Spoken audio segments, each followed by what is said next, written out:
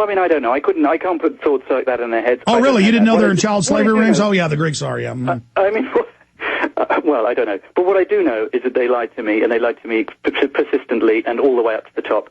And they lied even when they knew that I knew they were lying. It was just one big lie. And when I left, I talked to one of the younger ones that escorted me out of the building at this point, because I thought, well, that's it. I'm not getting any more out of this. I know now what happened. And I was escorted out of the building, and as on the way down the stairs, I looked at the guy, and I said, listen, you know that when you tell a lie, tell a lie like that, it makes you less of a person.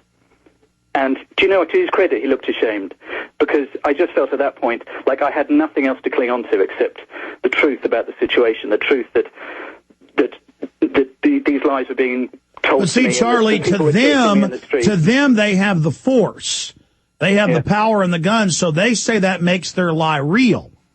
Yeah. That's like Austin cops when I was in front of the DynCorp building, and I said, you know, they run giant child kidnapping rings, congressional hearings, and the Austin cops laughed and said, yeah, big deal. I do work in there.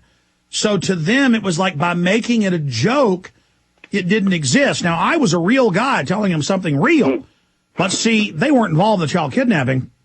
But by making a joke about it, you see, they become accomplices. See, it's all real funny till it happens to their kid. Or till they're sitting there dying of cancer when they're 45 because they took the shots. Then it won't be funny. But you know what? What I have to take away from it, though, is a few important things, which is, I was stopped and searched so much, and told to show my papers so much. Like, I mean, you know, it was horrific, the amount of time that I was having to just show who I was, give my father's name, how long was I staying there. I've become rabidly anti-ID cards, and by extension microchipping, because that's just game over. When that happens, it's game over. It really is. I can see that now, and I didn't know that before, and I know that now because I've lived in a weird little kind of reality show police state for the last week. And you know, I'm not kidding. I'm not joking. I did, and it was horrific. And I was scared for my safety. I jumped into a random cab at one point and sped to the British Embassy, which happened to be closed. It was a Saturday. Well, you don't want to arrive at the embassy scared out of your life and be told the embassy is closed. That's their words you don't want to hear. Anyway, but you know, these things were happening to me, and you know, and Bilderberg was happening at the same time, and no one was there. The press wasn't there, you know, and I was being chased around at Athens metro station, and you know, it was quite crazy and quite surreal. But the surrealist thing of all is that where was the media? Where were the newspapers? And how much did it all cost? And why were there private security companies, security officers are detaining me? And why was the Greek Navy deployed? And 2 F-16s? And where was CNN? You know, the whole thing is just this crazy bubble of questions that people... Because if CNN admits Bilderberg exists, that then legitimizes everything we've done. But instead, by them still denying it exists, that's just discredited them. But they're still in this delusional world where they're going, no, the emperor is wearing the finest clothes. And we're going, no, he's butt naked. And they're like, but we have SWAT teams. And we go, that still won't put food in our bellies. You know, and they're like, but we have SWAT teams. And we go, yeah, but we have the truth. And they're like, but we have bird flu we can scare you with. So I've got callers, Peter in Iraq, many others, with inside reports on the Department of the Army telling veterans they've got to secretly register their guns, even in their own private homes.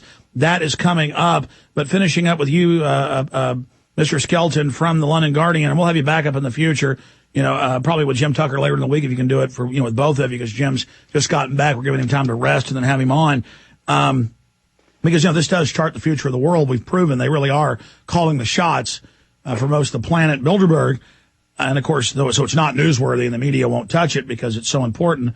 How did this end? I mean, how did it go after you left the police station? What happened when you went to the airport? Just briefly, anything else? Well, do you know what? I had that fear in the pit of my stomach that suddenly, from being stonewalled and being let out, I'd actually suddenly uncovered something. So I was scared again. I was suddenly scared because I'd seen the guy and then I'd been lied to, and I thought, oh God, I don't know what's going to happen now. I know that sounds crazy, but it doesn't. I'm saying it again. There you go. So I got as fast as I could to an internet cafe, and I got on the phone to my wife. I dictated what had happened. I sent copy to the Guardian as soon as I could, because you know, when you know something and you know something's happened, that you have to share it instantly, because then the information's out there. So I did what I could to get it. You know, this is Sounds like an overreaction, but I wasn't overreacting because I'd been chased around Athens and been grappling. You've been arrested twice, so quit saying that. That's part of their programming. So just quit making excuses for yourself. What else happened?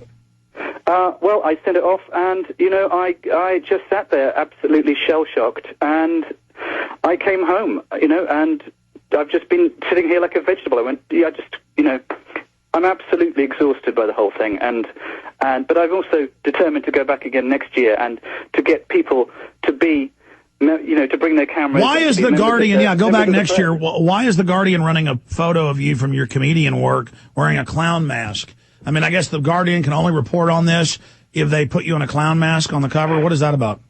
With respect, that's me. I went to the National Museum of Greece, and that's a copy of an ancient theatre mask, and it's my little way of saying that I was involved in a kind of theatre, a theatre of the absurd. So that was my little joke. And I think it is a theatre. I was just shown. I accidentally got a peek behind the curtain, and it is all theatre. They're kidnapping kids, running drugs right behind the curtain. They're running the whores. They're pushing the Prozac, the Ritalin, the vaccines. They're eugenicists above them, and it's all a theater for all the little cows, all the little slaves to never figure out that right behind the curtain there's a slaughterhouse, a meat grinder going 24/7. Charlie Skelton, stay in contact as things develop. If you'll come back on, I'll have you on with Tucker. We appreciate you, buddy. Take care. We're glad you got back in one piece, and we appreciate your courage. Thanks, Alex. Speak to you soon. You bet. Take care. Okay.